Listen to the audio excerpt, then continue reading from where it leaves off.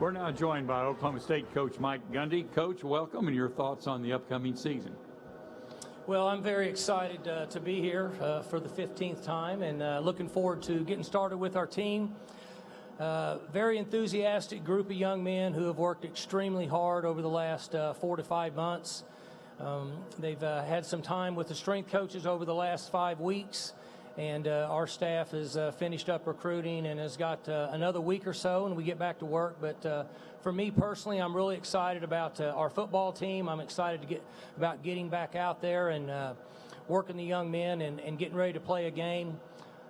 We all kind of sit around after March Madness and wait for college football in the state of Oklahoma, so we're not far away.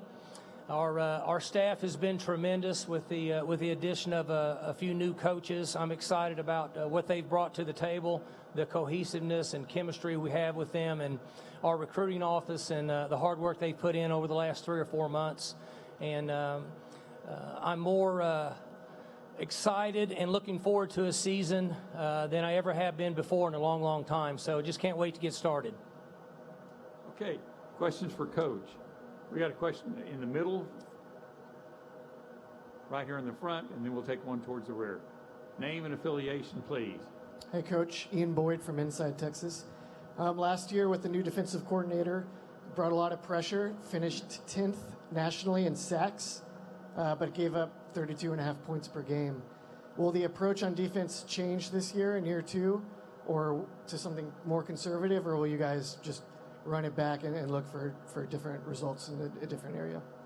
Our system's going to stay the same. Hopefully we can play it better. We need to be a more disciplined defensive football team. I think Coach Knowles' second year will give him a better feel for this league. It's different in our conference. The willingness of head coaches and or offensive coordinators not only trying to score, but trying to score every play. And I think Coach Knowles understands that, maybe more so than last year. You kind of get in a groove in this league and figure it out. But we're going to run the same plays. Hopefully we'll just be better at executing those plays. Straight back from where you are, Coach, about 8 rows back. Hey, Mike. Jenny Carlson with the Oklahoman. Last year at Big 12 Media Day, you dropped the news on us that Taylor was your guy at quarterback.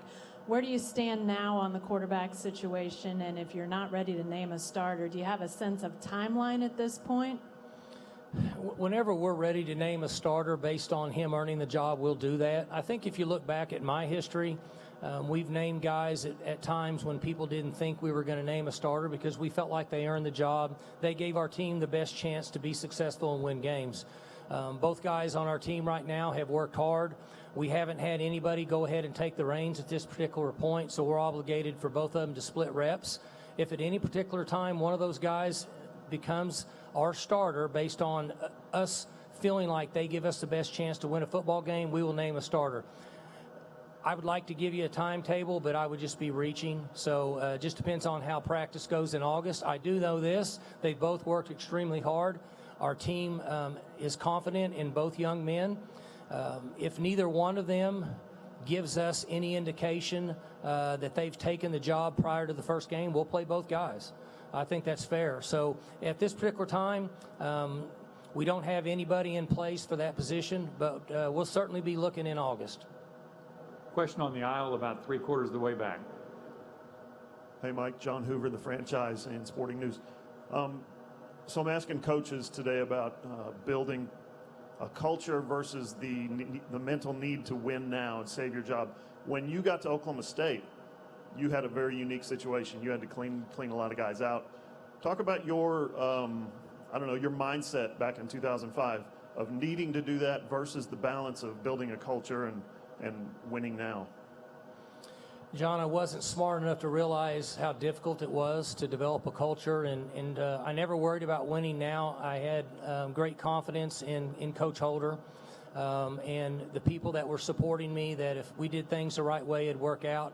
I've said this many times before. As I look back, if I would have realized how difficult it was to get to the position that we are today, I don't know if I would have been able to make some of the decisions that we feel like helped establish a culture at Oklahoma State that's benefited us for a number of years. The win at all cost theory has not ever crossed my mind. That's not something personally that I believe in. I believe in developing young men. I know at times there are people and coaches that might say that, but we back that up at Oklahoma State. That we're in that business right now. We're trying to push young men out of our program, try to make them the best people, and make them most prosperous in society and the best football players we can, and have a great 4-year career. We got a question here on the second row on the left-hand side, Coach. Yeah, Jalen Hurts with KMAN. Mike, I'm curious, what attributes drew you to Charlie Dickey to make him your new offensive line coach? I had tried to hire Charlie a few times before, got close. He had great loyalty to Coach Snyder at Kansas State for all the right reasons. The timing worked out perfect for us and for Charlie. And I've said this, that when our coach left, I picked the phone up and about 5 minutes later and asked Charlie, and he said he would take the job. We didn't have any other discussions, and he showed up. It's been great for Coach, and it's been great for Oklahoma State. Question on the aisle on the left side, Coach. Mike, Randy Peterson from the Des Moines Register in Iowa. Last year in your game, Brock Purdy burst onto the Big 12 scene and national scene to a certain extent, literally just rising from the bench to do so. What was the thought process going on the sidelines when he came in? How much did you know about him going into the game, and just your thoughts on how he played in that game at a place where Iowa State doesn't usually win? We didn't know anything about him. Certainly didn't expect for him to get into the game, and thought he played great and continued on and had a very good season. I'm sure Coach would be able to talk more in that direction, but has become a very good player in our conference.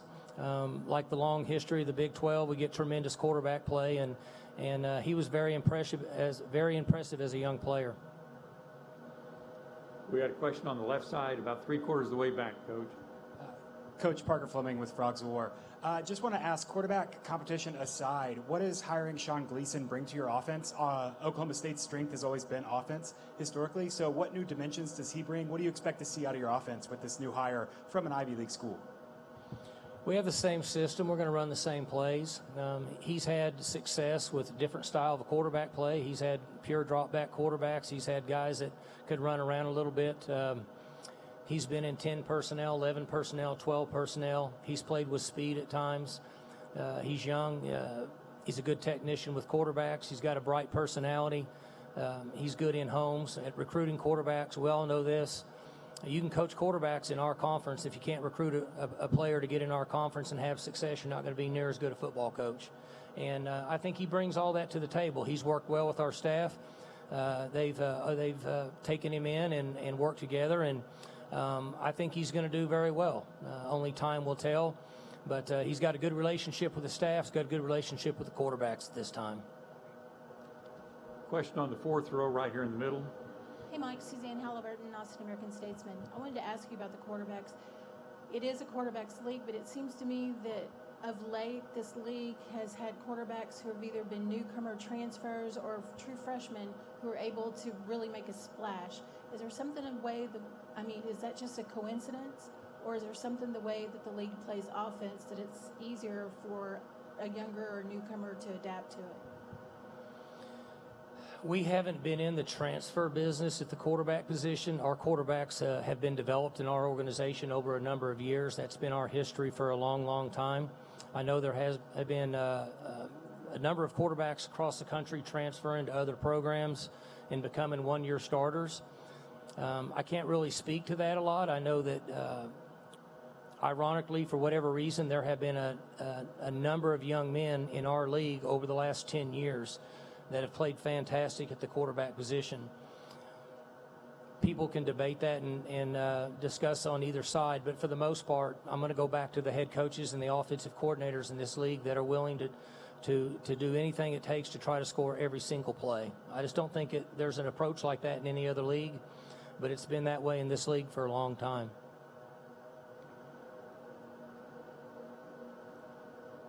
We've got a question on the third row or fourth row on the right in front of you, Coach. Okay. Coach Micah Allen, Cowboys Ride for Free. There are a lot of new faces in the Big 12 this year in head coaching spots. What sorts of challenges do you feel like that poses? For me, for our team, the coaches that are the new coaches in the Big 12, They've been around. We're pretty familiar with those guys. They've been successful at other schools. You know, the one interesting thing in college football, to a certain extent, most teams are doing the same thing scheme-wise, offensively and defensively. Everybody's playing 3 down. Everybody's playing 4 down. If you're not a tight end, fullback running team, you're in a spread. You're trying to play action pass. You're trying to play fast and throw it down the field. So there's a lot of similarities, more so than ever, in college football. We Big 12 athletic directors did a good job. They brought some really quality coaches in our league. We're excited to have them, and I don't think there's a lot of secrets out there on what any of us do on either side of the football. We had a question about 3/4 of the way back on the middle. Mike, you said in your opening statement that you were more excited about this season than you had been for one in a long time. Can you just drill down on that? Why is that?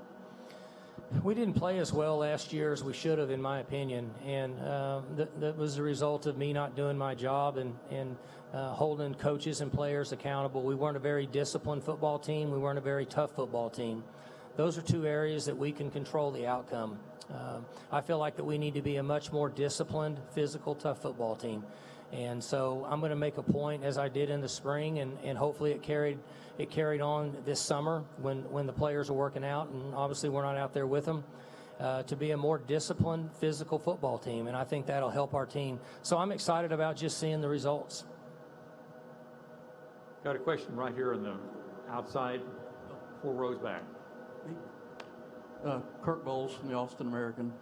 Mike, Oklahoma's won the league 4 years in a row. Any particular reason for that, and is that good or bad for the league? Well, they've got good players. They've got the last few years they've had average quarterback play, and they've overcome it. So they've been very successful, and somebody's got to take it from them. That question came up a few years ago about Alabama and the SEC, and my response was, and somebody from another league needs to beat them and take it from them. I think it's the same in dealing with Oklahoma.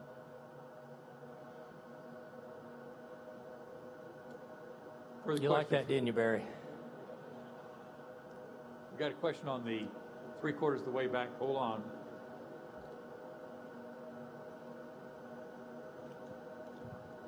My follow-ups keep coming in. Oh my God, Jenny! Weird time. But you talk about the discipline, and we saw that last year with penalties and different stuff. How do you try to fix that? I mean, obviously you can try to fix it during the season, but it sounds like you're doing some specific things now. Can you kind of give us some insight on that? I can give you a good illustration. I'll build a picture for you. I'm now currently raising my 3rd child, and the first 2 have said multiple times, if we did what you allow him to do, we would have never made it through the night. And I think that's what happened to me last year in my 14th year. I let little things slide in practice and in meetings and just the overall concept. And as the head coach, my responsibility is to make sure that we do everything perfect all the time. And I didn't do a good job of that. And so the players at times became undisciplined. As coaches, we became undisciplined. So we were an undisciplined organization. And that's why we played the way we did at times last year. I don't think anybody would question that. There was a chance we could have had double-digit wins last year. Now, teams that we beat, they probably look at themselves and say, how did we let that team beat us? So that goes on forever. So just being a more focused and disciplined head coach should make us a better football team this fall.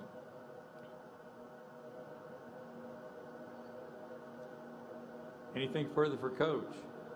We got a question about halfway up in the middle. Is it Jenny again? No. Oh. Hi, Mike. Jason Kersey with The Athletic. You joke about the OU quarterback play, but I'm curious what your thoughts have been from afar, if you have any, about Jalen Hurts and the career he's had so far, and your thoughts about playing him this year. You know, it would be from afar. I saw him play on games and like everybody else during his career. I will say that I have a lot of respect for the way he handles himself. I don't know him. He could walk through here, and I wouldn't maybe not even know him if I saw him, but seems to be very humble and very appreciative for his opportunities.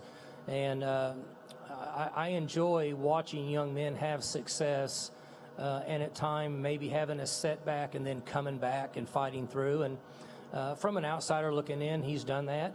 And he's a terrific football player. I don't think there's any question about it.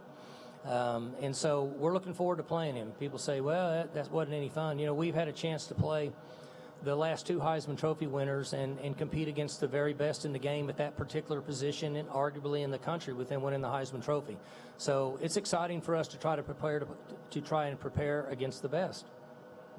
This will be the final question for Coach. Coach, on the aisle, halfway back. Stephen Stevenson, Fort Worth Star-Telegram. Coach, I apologize for asking this, but I got to know, how much longer will you have the mullet? I thought about actually getting a haircut yesterday, but it was Sunday and they were closed. So I decided to go ahead and wing it. I don't know anymore. It's hard for me at times to decide what I'm going to do the next day until I get into the season. So just kind of hang out and go with it, you know. As long as it makes me look a little younger. If somebody said it makes you look old, I'll probably cut it. Okay, Coach, thank you very much. All right, for your thank you comments. guys.